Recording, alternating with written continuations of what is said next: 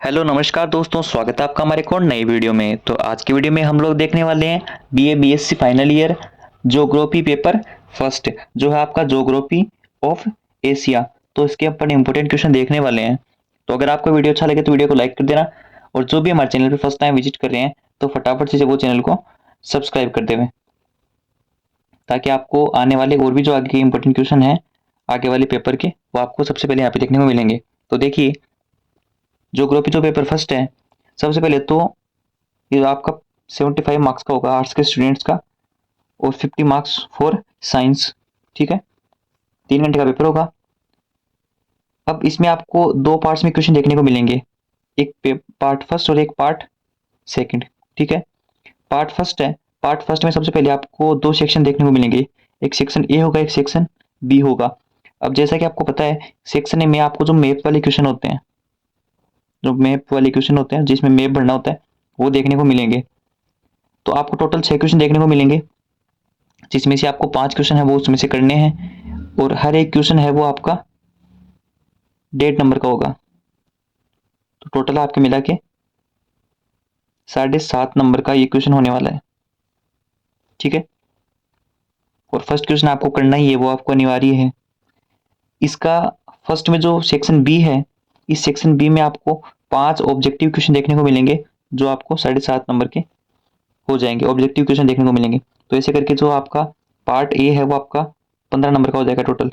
7.5 ये और 7.5 ये 15 नंबर का टोटल। ठीक है, अब अपन बात करते हैं पार्ट सेकंड की। पार्ट सेकंड में आपको 3 सेक्शन देखने को मिलेंगे, सेक्शन ए, सेक्शन बी और सेक्शन सी।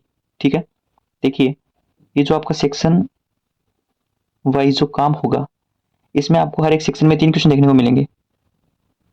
ठीक है, टोटल क्वेश्चन हो गए 9।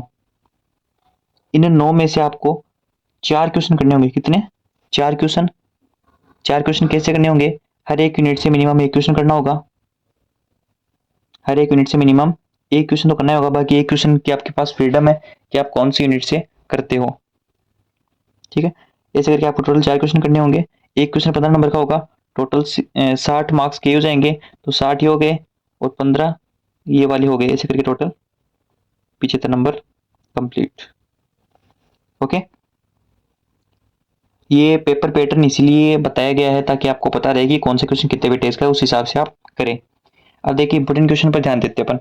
सबसे पहले अपने पास जो इंपोर्टेंट क्वेश्चन है वो है आपके पास है, एशिया को भौतिक विभागों में विभक्त कीजिए एवं प्रत्येक का विस्तार से वर्णन कीजिए। यही क्वेश्चन आपको और किन किन टाइप से पूछ सकता है। देखिए, भौतिक विभाग आ गया। भौतिक विभाग मतलब उसमें जो भी चीजें हैं वो सारी उसी में आ गई। जैसे उसकी संरचनात्मक इकाई के लिए पूछ सकता है कि एशिया की संरचनात्मक इकाई एवं उनके प्रकार का वर्णन कीजिए। भूगर्भिक संरचना, भू आकृतिक प्रदेश, ये सब एक ही नाम है। ठीक है, तो आप कंफ्यूज ना हो, ये क्वेश्चन एक ही क्वेश्चन है, ये अलग अलग टाइप से पूछ सकता है, तो इसीलिए अलग अलग टाइप से यहाँ पे लिखा हुआ है। नेक्स्ट क्वेश्चन आपके पास है, एशिया को अपवाह क्षेत्रों में विभाजित करते हुए उनका संक्षिप्त वर्णन कीजिए। अब यहाँ पे अपवाह क्षेत्र ना देखे, अपवाह तंत्र भी दे सकता है। ठीक है, एक आपको पूछ ले कि एशिया में हिंद महासागरीय अपवाह क्रम को स्पष्ट कीजिए, तो ये जो अपवाह आ गया ना नाम, इसका मतलब आपको यही क्वेश्चन पूछा जाएगा। ठीक है, हिंद महासागर पूछ सकता है। एक आपको इसी में और क्या पूछ सकता है, अगर घुमाकर पूछना चाहिए तो, कि एशिया में हिंद महासागर में गिरने वाली नदियों का वर्णन कीजिए। ठीक है, तो वो भी इसी के अंदर आएगा। ये सब क्वेश्चन एक ही है, अलग क्वेश्चन नहीं है, बस उसके पूछने का जो तरीका है वो अलग हो सकता है। ठीक है, तो आप कंफ्यूज ना हो इन चीजों में। नंबर लाने का तरीका यही है कि आपको जो पढ़कर गए हो वो, उसका अगर आपको कुछ भी सिमिलर भी आपको दिख रहा है ना कि हाँ ये पूछ रहा है, तो आप बस वो लिख दो, बगैर सोचे समझे वो आप लिख दो। नेक्स्ट क्वेश्चन देखिए आप, क्वेश्चन नंबर 3।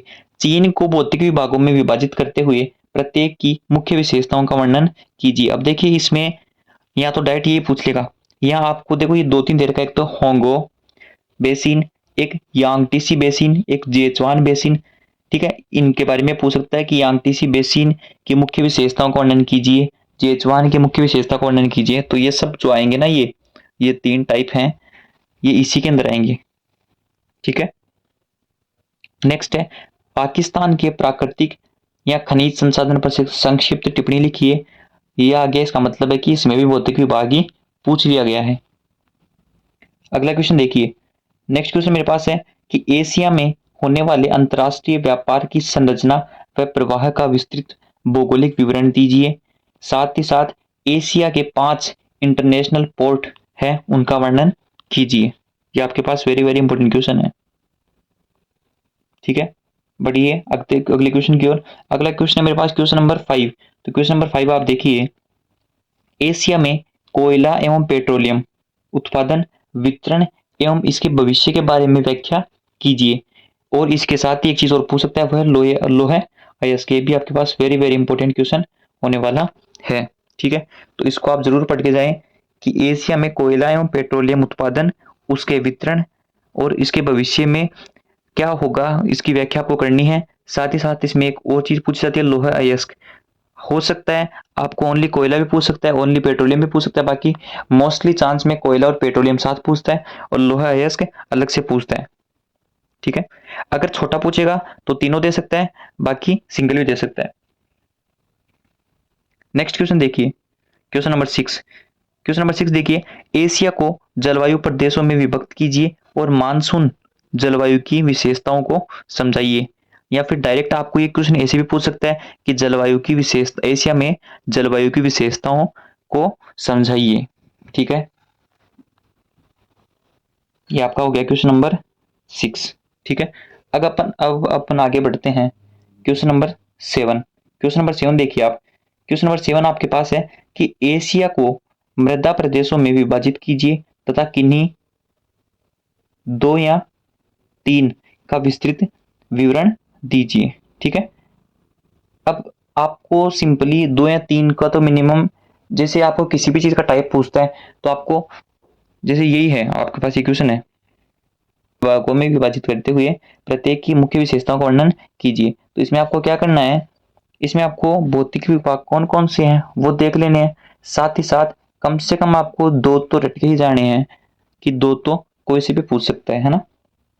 हर चीज में यही करना है आपको, भौतिक विभाग जहां भी आपको पूछ रहे हैं उसमें आपको टाइप सारे देख लेने हैं, और जो उनका जो कंप्लीट विस्तृत जो वर्णन है वो आपको 2 या 3 का देख लेना है। 2 का तो देख के जाना है। नेक्स्ट क्वेश्चन, क्वेश्चन नंबर 8 देखिए आप। एशिया की प्रमुख कृषि समस्याओं को चिन्हित करते हुए उनके उचित समाधान सुझाइए। अब प्रमुख कृषि समस्या कौन कौन सी है वो आपको इसके अंदर बतानी है। साथ ही साथ उनको चिन्हित करते हुए उनकी उचित समाधान है वो आपको बताने। छोटे क्वेश्चन है, ज्यादा बड़ा नहीं है। क्वेश्चन नंबर 9 देखिए आप। क्वेश्चन नंबर 9 है, जापान को औद्योगिक प्रदेशों में भी विभक्त कीजिए एवं उनका विवरण दीजिए। क्वेश्चन नंबर 10, इंडोनेशिया है। इंडोनेशिया में भी ये पूछ सकता है आपको कि उसको औद्योगिक प्रदेशों में या फिर उसके जो भी भौतिक प्रदेश उनमें विभक्त कीजिए। अब जहां पे भौतिक प्रदेश में विभक्त पूछ लिया, वहां पे इसका मतलब उसकी कृषि भी उसी में आ गई, भौतिक क्षेत्र भी उसी में आ गए, और प्राकृतिक जो विभाग है वो भी उसी के अंदर आ गए। नेक्स्ट, अब एक आपसे जो क्वेश्चन पूछा जाता है वो पूछा जाता है संक्षिप्त टिप्पणी लिखिए। तो लास्ट का क्वेश्चन पूछा जाता है ना सेक्शन 3 में, लास्ट का क्वेश्चन नंबर होता है वो 10। तो वो पूछा जाता है आपसे संक्षिप्त टिप्पणी लिखिए। उसमें क्या क्या पूछ सकते हैं, पाकिस्तान में कृषि, ये आपके पास है यांगिट्सी क्यांग घाटी की भौगोलिक स्थिति, एशिया में गेहूं की कृषि, एशिया में जनसंख्या वितरण। हाँ, एक ये भैया ये जनसंख्या वितरण का है, ये आपका बड़ा क्वेश्चन भी पूछ सकता है ना, तो इसको देख के जाना। मत्स्य उत्पादन, एक होता है कॉफी, एक कॉफी से रिलेटेड भी क्वेश्चन आता है, जो पीने वाली कॉफी होती है उसको उत्पादन से रिलेटेड, तो उसको भी आप देख के जाना। अब बात आती है मैप की, कि मैप में कौन कौन से पढ़े। तो देखिए ये जो कुछ मैंने मोस्ट लगाए हैं, ये तो देख के चले जाना ना। बोर्नियो द्वीप, तिब्बत पठार, मेकांग नदी, अरब प्रायद्वीप, बेकाल झील, सिकोकू है ना ये, इरावदी नदी है, पीला सागर है, मलक्का जल संधि है, पामीर का पठार है, गोबी मरुस्थल है और होन्सू द्वीप है। ठीक है, तो मेरे अकॉर्डिंग ये इंपॉर्टेंट क्वेश्चन थे। तो अगर आपको वीडियो अच्छा लगता है तो वीडियो को लाइक कर देना, ज़्यादा से ज़्यादा अपने दोस्तों के साथ शेयर करना। बाकी जो नेक्स्ट पेपर है उसका वीडियो आपको बहुत जल्दी मिलेगा, उसका इतनी लेट नहीं होगा। तो ये मोस्टली क्वेश्चन थे। तो अगर आपको वीडियो अच्छा लगता है तो वीडियो को लाइक कर देना, फटाफट चैनल को सब्सक्राइब कर लो, और मिलते हैं नेक्स्ट वीडियो में। तब तक के लिए जय हिंद, जय भारत।